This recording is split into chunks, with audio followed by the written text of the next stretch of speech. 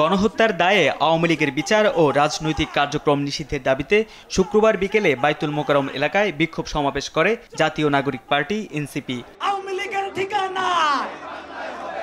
সমাবেশে বক্তারা প্রশ্ন তোলেন, কত মানুষকে হত্যা করলে একটি সন্ত্রাসী দল নিষিদ্ধ হয়? হুঁশিয়ারি দিয়ে বলেন, শহীদদের রক্তের উপর দাঁড়িয়ে আওয়ামী লীগ রাজনীতি করতে পারবে না। তাগিদ দেন নির্বাচনের আগে বিচার ও মৌলিক সংস্কার নিশ্চিতের।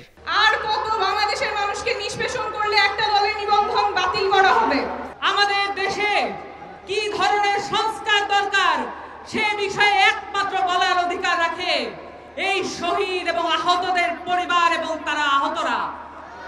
আমরা আজকে তাদেরকে সামনে নিয়ে বলতে চাই, আমরা এখানে বিচারের আগে, সংস্কারের আগে কোনো নির্বাচন হতে দেব না। বাংলাদেশের ফ্যাসিবাদ বিরোধী রাজনৈতিক দল ঠিক করবে আওয়ামী লীগের কি পরিণতি হবে, এবং সেই রায় 5 আগস্ট আমরা দিয়ে দিয়েছি। এদেশের হাজারো ছাত্র জনতা নিহত হয়েছে শেখ হাসিনার অত্যাচারে। ঘর থেকে তুলে নিয়ে গুম করে ফেলা হয়েছিল, সকালে তুলে নিয়ে যাওয়া হয়েছে, পরের দিন পরে লাশ পাওয়া গিয়েছিল। এই আওয়ামী লীগকে আপনারা রাজনৈতিক দল হিসেবে কিভাবে বিবেচনা করেন? আপনাদের কাছে আমার প্রশ্ন।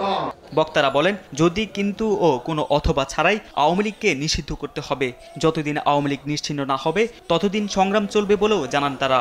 যদি কিন্তু কোনো অথবা নেই, আওয়ামী লীগকে অনতিবিলম্বে নিষিদ্ধ করতে হবে। এই গণহত্যাকারী আওয়ামী লীগকে নিষিদ্ধ করতে হবে। খুনিরা কি এই বাংলাদেশে রাজনীতি করতে পারবে? সন্ত্রাসীরা কি এই বাংলাদেশে রাজনীতি করতে পারবে?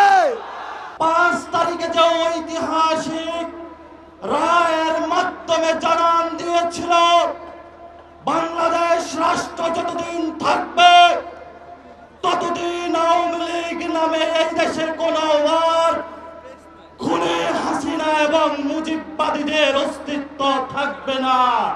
রাষ্ট্র ব্যর্থ হলে জনতার আদালতে আওয়ামী লীগের বিচার নিশ্চিত করা হবে বলে জানান জাতীয় নাগরিক পার্টির আহ্বায়ক নাহিদ ইসলাম।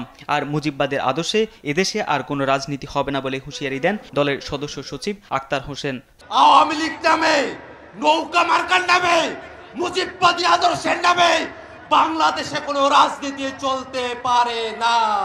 এই দেশের পুলিশকে দিয়ে, এই দেশের সেনাবাহিনীকে দিয়ে, এই দেশের বিজিবিকে দিয়ে গুলি চালিয়েছিল।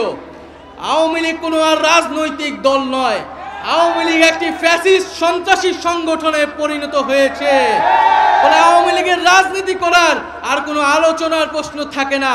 যদি এই সরকার বিচার নিশ্চিত করতে ব্যর্থ হয় তবে আমরা বসে থাকবো না। জনতার আদালতে আওয়ামী লীগ এবং ফ্যাসিজমের বিচার নিশ্চিত করা হবে।